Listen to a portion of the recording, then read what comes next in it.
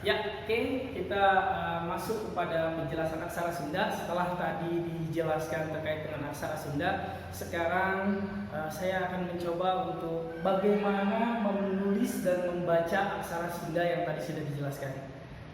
Di belakang saya sudah ada aksara Sunda yang tadi sudah disebutkan, terdiri dari 5 macam.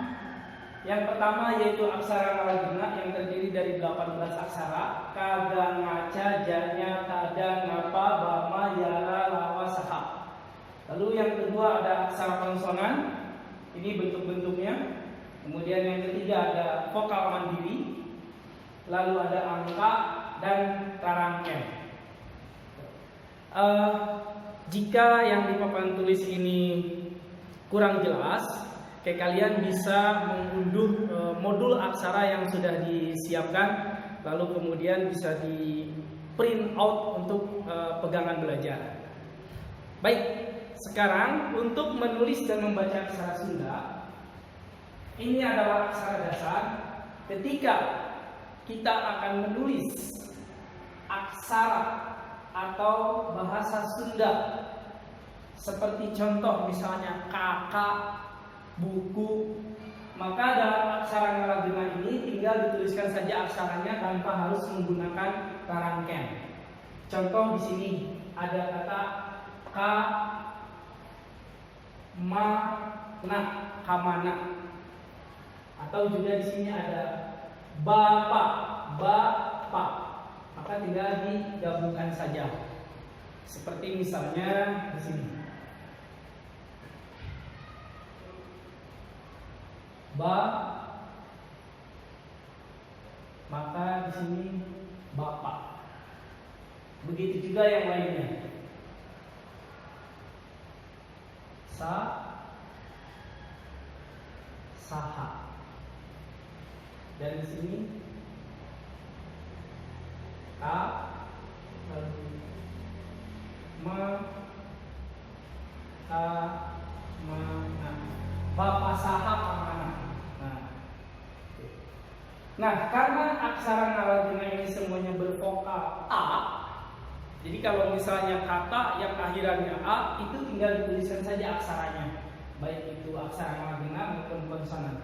Permasalahannya dalam bahasa itu tidak semuanya vokalnya a. Ada u seperti buku, ada i seperti bibi, ada o seperti bobo. Nah, maka fungsi rangkaian inilah yang digunakan untuk merubah. Jadi rangkaian ini adalah sebagai perubah bunyi dalam membaca dan menulis aksara Sunda. Baik. Ya. Ini kita hapus dulu.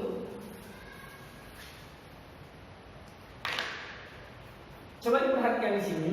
Ini ada tanda-tanda, ada bulat, kemudian di atasnya ada tanda. Ini bawah, di samping. Nah, ada tanda-tanda kecil seperti ini. Kelihatan? Oke. Nah, tanda-tanda inilah yang akan merubah vokal daripada aksara Sunda. Contoh, bulat ini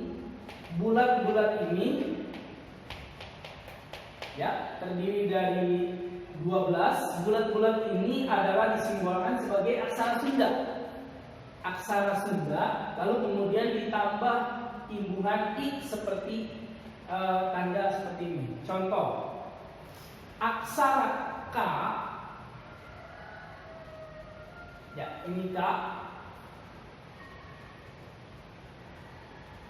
Ketika aksara K, jadi sekali lagi bulat-bulat ini adalah simbol dari aksara Sunda. Ketika aksara K lalu kemudian ditambah simbol seperti ini, ya ini. Nah, maka dari K di sini sama dengan I, artinya K dia berubah menjadi I. Oke, jelas? Lalu kita contohkan satu aksara saja. Ketika aksara K terdapat simbol seperti tanda checklist kecil di sini, maka K dia berubah bunyi menjadi ke, bukan ke, tapi ke. Ingat tadi sudah dijelaskan perbedaan antara e, dan e. Ini tidak ada tanda. Jadi dibacanya adalah ke. Sama juga di sini.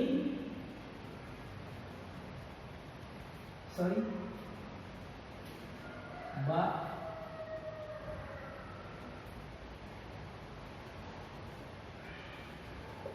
Ini adalah be. Begitu juga aksara Sunda yang lainnya. Ketika menggunakan tanda rangkaian atau imbuhan tanda-tanda seperti ini, maka dia berubah bunyinya. Kita lanjutkan.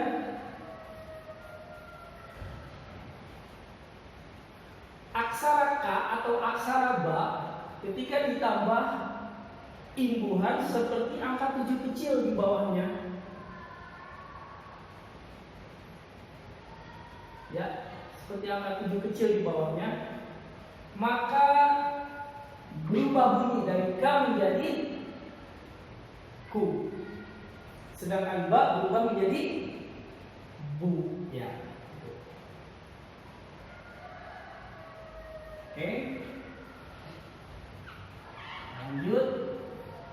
Kita menggunakan simbol yang ada di sebelah kiri aksara Sunda. Sebelah kiri aksara Sunda itu ada seperti huruf Z, namun di tengahnya terdapat garis juga. Jadi lebih tepatnya begini.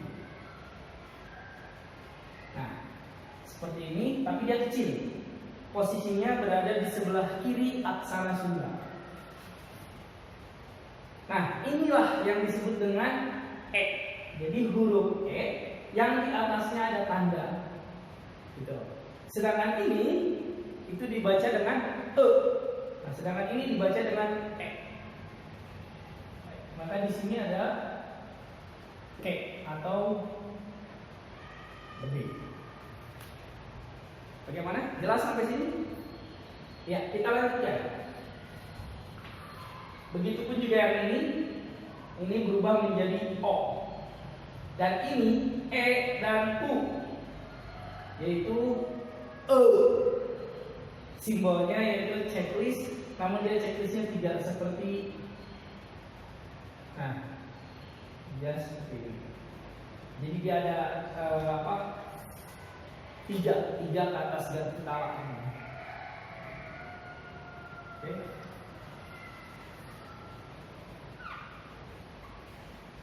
Baik, nah sekarang kita lihat rangkaian atau imbuhan yang di sebelah kanan. Kalau yang di sebelah kiri ini semuanya merubah,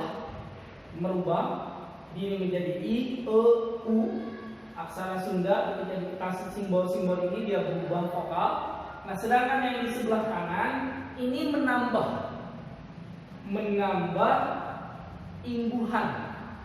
Contoh, ketika aksara K lalu kemudian di atasnya ada tanda bulat atau lingkaran,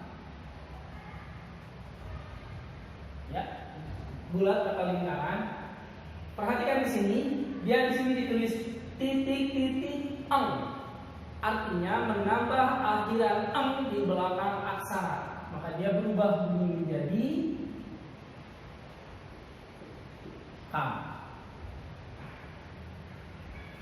Begitupun yang ini ketika ada tanda bulat di atas, maka dia berubah menjadi ba. Oke?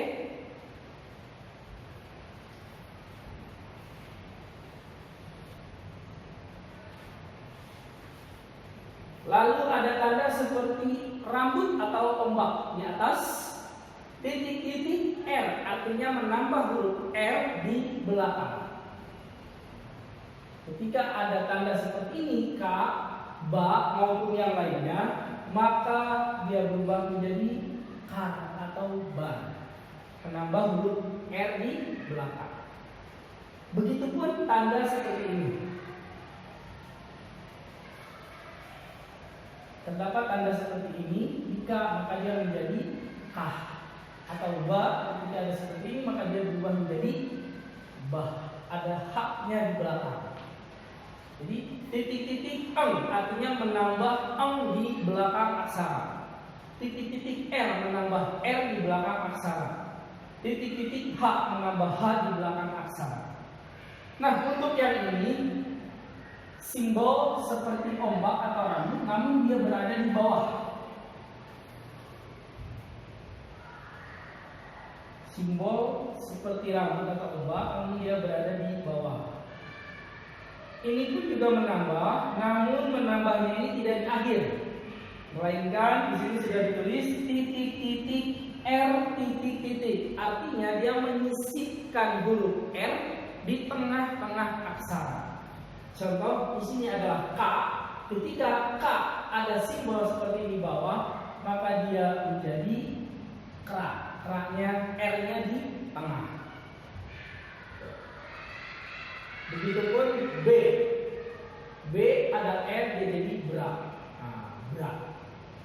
Barokah. Oke.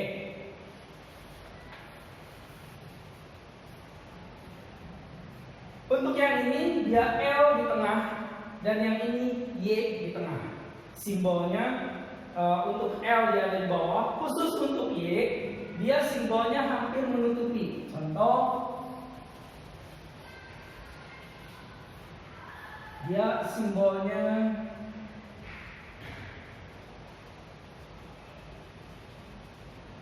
jadi dia tidak di bawah, namun aksaranya berada di dalam. Ada di dalam tengah. Nah, ini menjadi kia. Titik-titik Y titik-titik. Gitu. Oke. Nah, sekarang kita sampai pada satu aksara, yaitu seperti ini simbolnya. Namanya yaitu pamae atau pemutus. Pamae. Fungsinya untuk apa? Sebagaimana namanya pamae, yaitu untuk memutus vokal yang ada di aksara Sunda. Perhatikan di sini semuanya menggunakan vokal a, kaga, ngaca, janya, tada, napa, bama, yara, lawa, saha. Sedangkan dalam bahasa kita tidak semuanya menggunakan vokal, tapi ada huruf mati seperti B, N dan lain sebagainya. Nah, rangkaian inilah yang digunakan. Contoh dalam penulisan aksara. Kita lihat di sini. Aksara. Saya tulis dengan huruf kapital. Untuk A, yang aksara yang digunakan adalah vokal mandiri yang ada di sini. A. Ya. Lalu kemudian K. K-nya menggunakan aksara Malagena. Nah, ini K. Ada A-nya di sini. Tetapi penulisannya tidak ada A-nya, maka menggunakan rangkaian pemutus di sini. Posisinya sebelah kanan agak turun ke bawah lebih kecil, maka dia jadi K saja. Lalu ini sa ini seperti 77 gitu, dan ra ini angka 7 kecil dan ada garis di bawah. Sa, aksara. Begitupun juga dengan kata Sunda. Kita tuliskan di sini katanya dulu. Sunda. Kata yang diambil itu adalah sa. Nah, sa, lalu kemudian dirubah menjadi su, yaitu menggunakan rangkaian yang ini di bawahnya. Dia menjadi su. Jelas? Oke, lalu kemudian N. N-nya itu adalah na. Mana na? Ini na. Seperti huruf Z. Ini adalah na. Lalu menggunakan pemutus. Tadi adalah N saja. A-nya hilang. Su. dan da. Da sudah ada semuanya da. Da.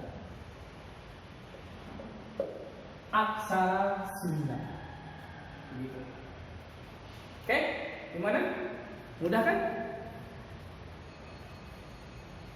Ya. Saya kasih contoh aksara Sunda. Coba kalian jawab. Diberi waktu kurang lebih 1 menit.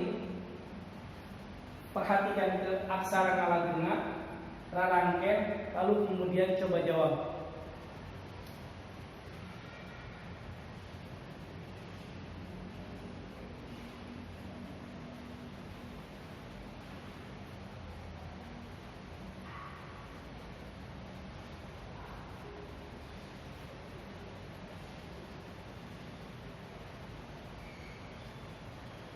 Ya, terdiri dari 2 kata. Silakan diperhatikan.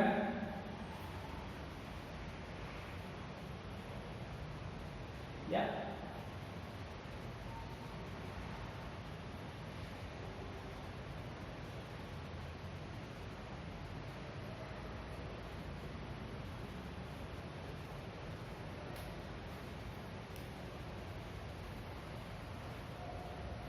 Oke. Sudah ada yang menjawabnya dengan betul? Kita cocokkan nanti. Jawabannya betul atau tidak. Ya. 2 kata. Ini apa? I. Tuh. I. Lalu kemudian ini adalah na, diberi tanda pemutus jadi M saja, gitu. M saja. Spidolnya habis. M. Lalu kemudian ini sa. Sa. Lalu ini juga sama seperti ini. Na diberi tanda pemutus jadi M. Jadi insan. Ini apa? K. Ini ma diberi imbuhan ini menjadi I jadi mi. Dan ini la diberi tanda pemutus jadi L saja, hanya hilang. Jadi insan kami. Ya, selamat untuk yang berhasil menjawabnya dengan tepat. Baik. Terakhir adalah penggunaan angka. Ini adalah angka 0 sampai dengan 9. Nah, dalam penulisan aksara Sunda yang di dalamnya terdapat angka, misalnya contoh Jalan Raden Arya Suryaraga nomor 24 Bogor. Di dalamnya ada angka. Atau Jalan Pahlawan nomor 250 Bogor. Nah, di dalamnya ada angka. Ketika menulis aksara Sunda yang di dalamnya terdapat angka, maka angka tersebut harus diapit oleh 2 garis vertikal. 2 garis vertikal. Kenapa?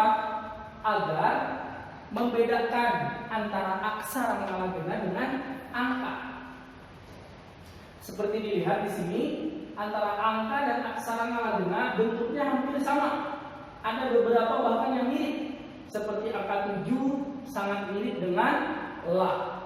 Hanya bedanya ada bengkoknya di ujung. Lalu kemudian ya, jadi saya ulangi, untuk menggunakan angka itu harus diapit oleh 2 garis vertikal. Contoh misalnya di sini Jalan Pahlawan nomor 25 Bogor. Kita langsung ke nomor saja. Nomor 25 Bogor. Untuk penulisannya, nomor itu bisa langsung menggunakan no, na, lalu kemudian dirubah menjadi o jadi no. Ini 25, angka 2 dan 5. 2 25 ya. Bogor. Ini bo.